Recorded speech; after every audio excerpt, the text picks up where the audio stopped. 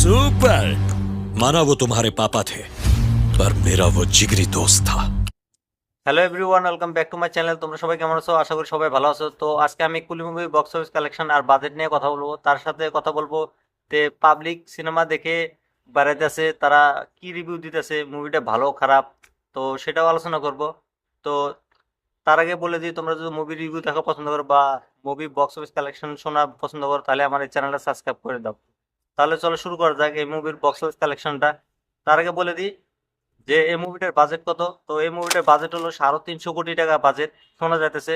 তার ভিতরে কিন্তু 150 কোটি রজনীকান্ত একলাই নিছে। তো বাকি লোকেশ কানাগরাজ 50 কোটি টাকা নিচ্ছে ডিরেক্টর।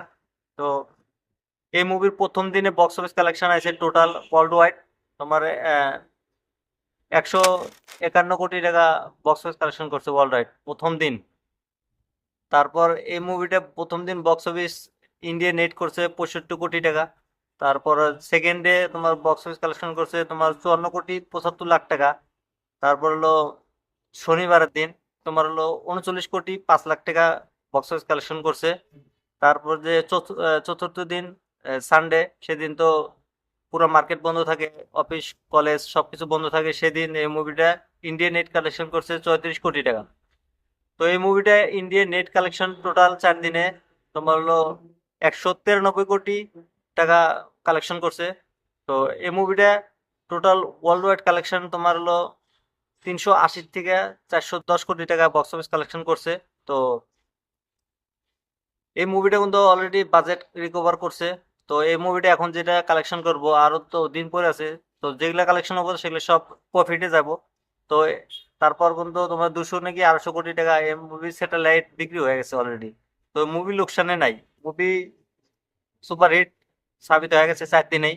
তো মুভিটা একটা ব্লকবাস্টার হতে বেশি দিন লাগবে না। তো এই মুভিটা রিভিউ কেমন কেমন দিতেছে পাবলিক সেটা বলি। তো এই মুভি দেখে আসতেছে পাবলিক, দেখে এসে সবাই মিক্স রিভিউ দিতেছে। কেউ বলতেছে সিনেমার কাহিনীটা অল্প ঢিলা আছে, তো কেউ খারাপ কইতেছে, কেউ ভালোও কইতেছে। পাবলিক রেসপন্স দিতেছে, নাইলে আর এরকম বক্স অফিস কালেকশন করা অসম্ভব।